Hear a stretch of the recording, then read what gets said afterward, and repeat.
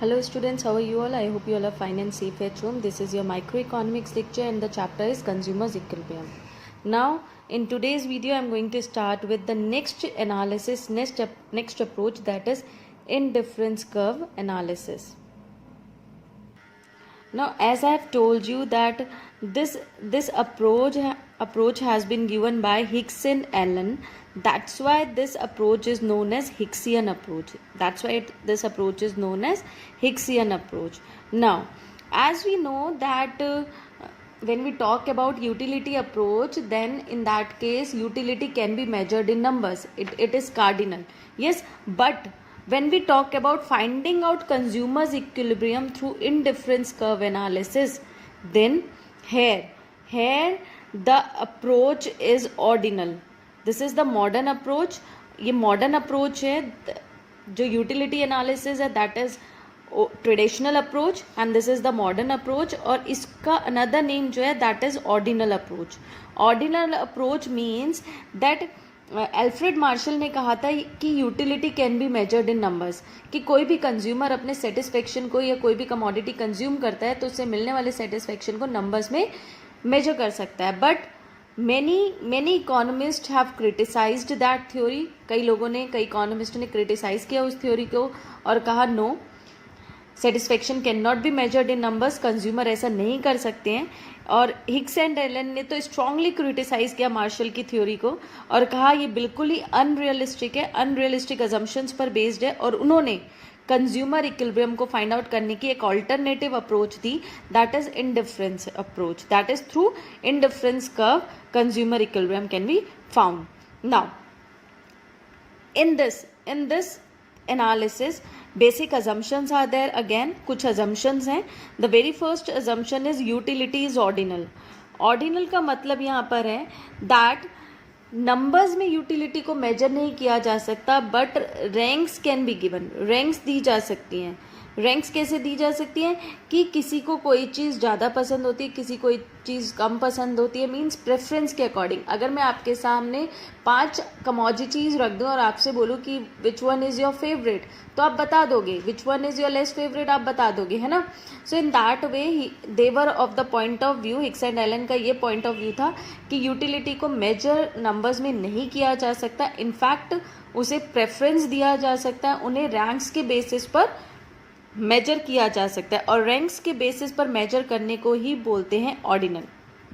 Okay, it means that rank can be given first, second, third, fourth, fifth, इस तरह से ranks दी जा सकती हैं. Okay, next assumption is that in this analysis consumer will consume 2 goods always. हमेशा 2 good consume करेगा, न इससे कम न इससे ज़्यादा. थर्ड अजम्पशन है मोर गुड्स मोर यूटिलिटी. यहाँ पर हम ये अज्यूम करेंगे कि कंज्यूमर जो है वो हमेशा किसी भी गुड को ज़्यादा कंज्यूम करना पसंद करता है. फॉर एग्जाम्पल, अगर मैं आपसे कहूँ कि आपके पास 50 रुपीज़ इनकम है और 50 रुपीज़ उस इनकम में you can get 1 Pepsi and 1 pizza. But अगर मैं एक और ऑप्शन आपको दे दूँ that in 50 rupees you can have 2 Pepsi and 1 pizza, तो आपको कौन सा बंडल अच्छा लगा?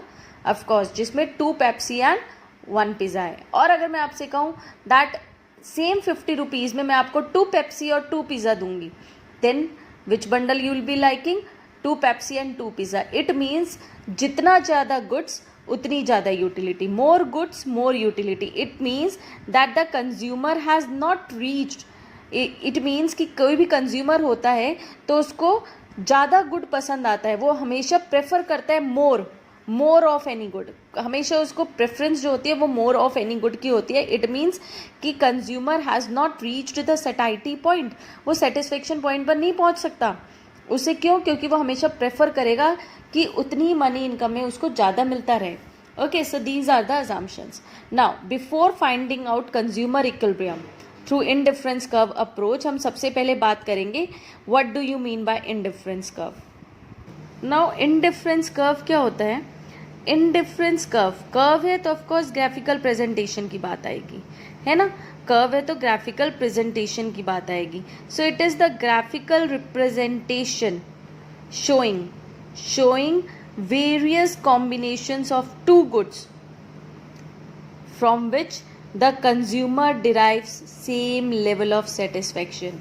So this is the definition. And indifference curve is the locus of points.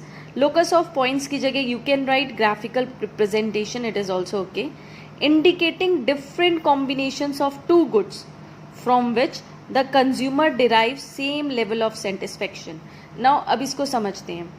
Let's take an example. एक शेड्यूल बनाते हैं जहां पर कंज्यूमर ने दो गुड्स कंज्यूम करने हैं, good X and good Y.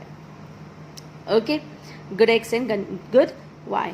These are the bundles. Bundle means हम इसको कॉम्बिनेशंस भी लिख सकते हैं. You can write combinations as well है. ओके, तो कंज्यूमर ने क्या करा, कंज्यूमर के पास 50 रुपीज़ मनी इनकम है. फॉर एग्जाम्पल 50 रुपीज़ की मनी इनकम है. हम एक छोटा सा एग्जाम्पल लेते हैं. Let's suppose that good X is T and let's suppose good y is biscuit. Okay, ठीक है. तो 50 rupees is the money income consumer के पॉकेट में है. अब कंज्यूमर उस 50 रुपीज़ में चाहे तो एक टी और 10 बिस्किट्स के पैकेट खरीद सकता है. इट्स हिज विश और हर विश. एक ऑप्शन है कि कंज्यूमर चाहे तो 2 टी और 7 बिस्किट्स के पैकेट कंज्यूम करें. एक ऑप्शन है within the same income given income में कि वो 3 टी और 5 good Y consume that is biscuits consume करें.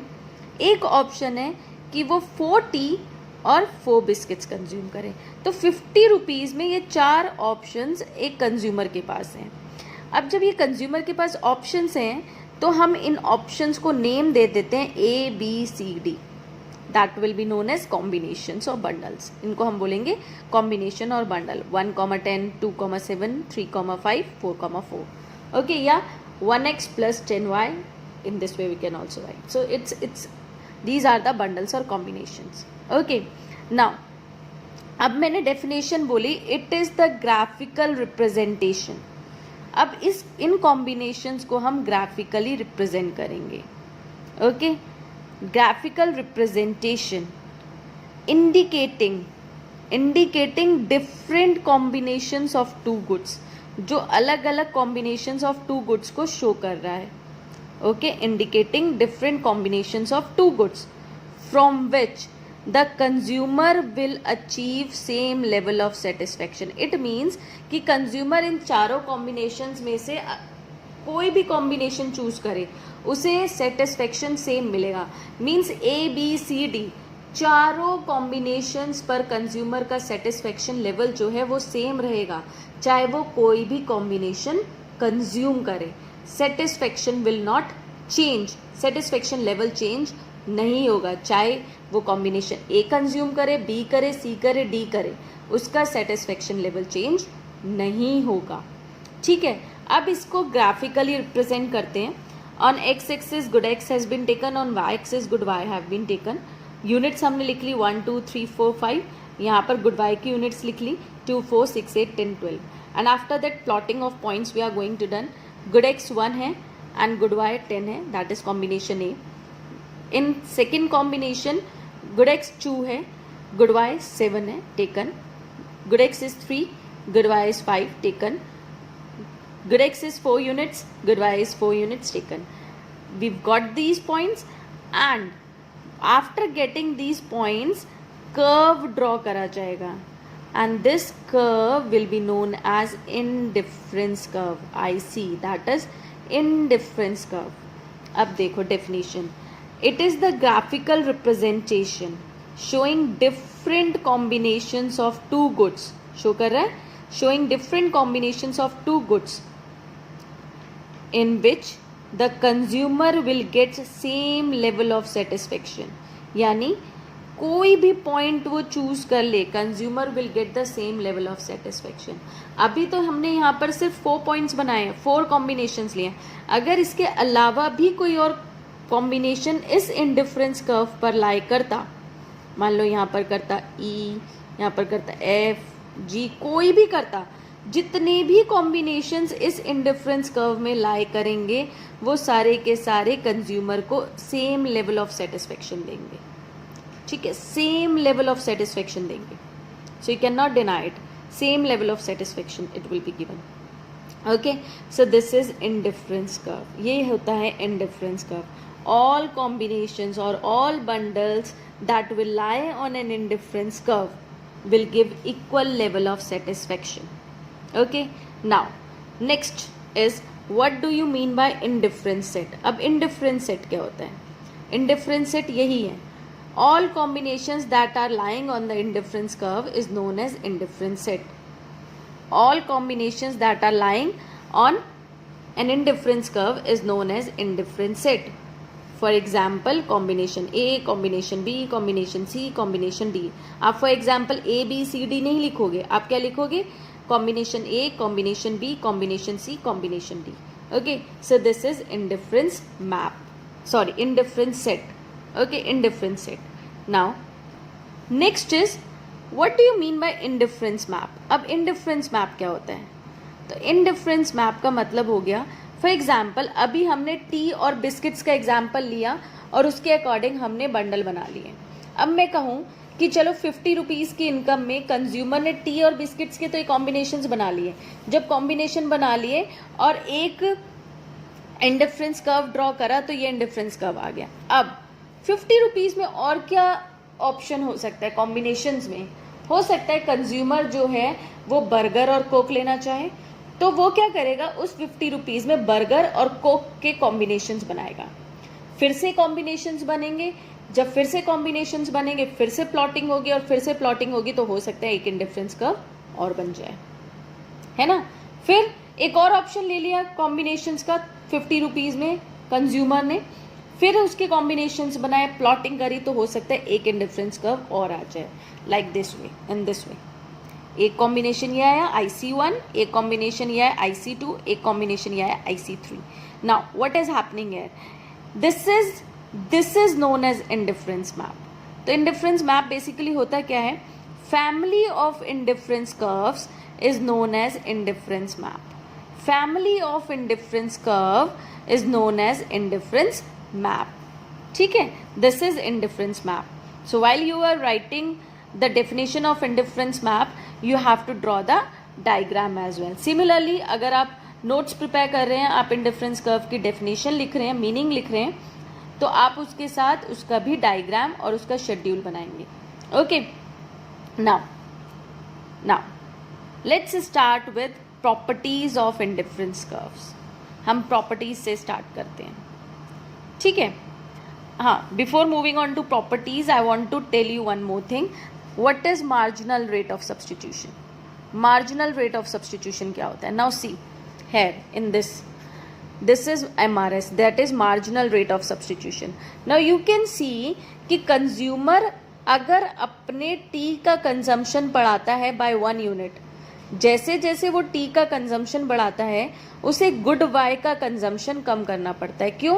क्योंकि वो उसका रिसोर्स यहाँ पर लगाएगा, यानी उसके पास 50 रुपीज़ लिमिटेड इनकम है, तो क्या करेगा, वो मनी को कंज्यूमर इस तरफ की मनी को गुड एक्स में लगाएगा, गुड वाई की मनी को गुड एक्स में स्पेंड करेगा. इट मीन्स क्या हुआ कि कंज्यूमर ने इस गुड एक्स के कंजम्पशन को इंक्रीज करने के लिए गुड वाई को सेक्रीफाइस किया.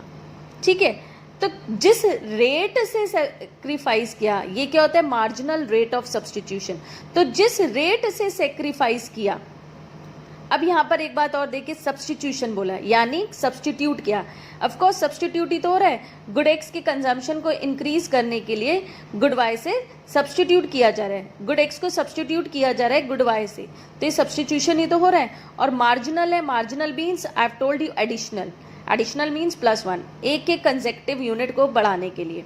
सो what is marginal rate of substitution? Basically that it is defined as the amount of good y, that is the units of good y to be sacrificed, units of good y to be sacrificed for the consumption of an additional unit of good x, for the consumption for an additional unit ही तो consume कर रहे हैं, तो additional unit of good x के consumption को increase करने के लिए कुछ units गुड वाई की सेक्रीफाइस करी जाती है, और जिस रेट से सेक्रीफाइस करी जाती है that is known as marginal rate of substitution. So what do you mean by marginal rate of substitution? It is that rate at which few units of good y are sacrificed to obtain an additional unit of good x. Okay, that is marginal rate of substitution. अब marginal rate of substitution का formula होता है delta loss of consumption या delta loss of good Y upon delta gain of good X. Delta loss of good Y, good Y में तो loss हो रहा है, तो delta loss of good Y. अब what is this delta? Delta होता है change. I have told you in the demand chapter, है ना. Delta is change. Good x क्या होता है? Good X delta gain in good x. तो यहाँ पर गेन ही तो हो रहा है, यूनिट इंक्रीज हो रही है of course. So this is gain and this is loss. So delta loss. तो for the very first combination हम डेल्टा नहीं निकाल सकते क्योंकि इसके ऊपर कोई और बंडल नहीं है. तो for the very first combination MRS will be nil. Second combination के लिए अगर हम देखें तो delta loss, delta loss is loss यहाँ पर हुआ गुड वाई में, that is 3 upon delta gain. कितना आया डिफरेंस? 1. तो ये कैलकुलेट होकर आ गया आपका 3. फिर डेल्टा लॉस कितना डिफरेंस है? 2 अपॉन कितना डिफरेंस है? 1. You will get 2 again. फिर लॉस कितना है? 1 upon 1 you will get 1.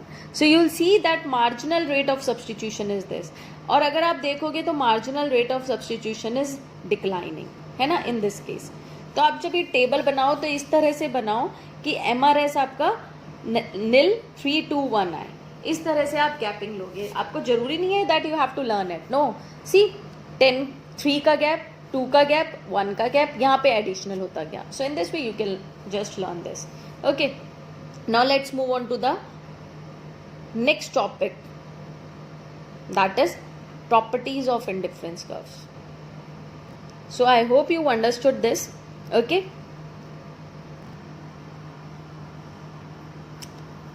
so I am going to prepare next video on properties of indifference curves. So till here I hope you understood this. Thank you and have a nice day.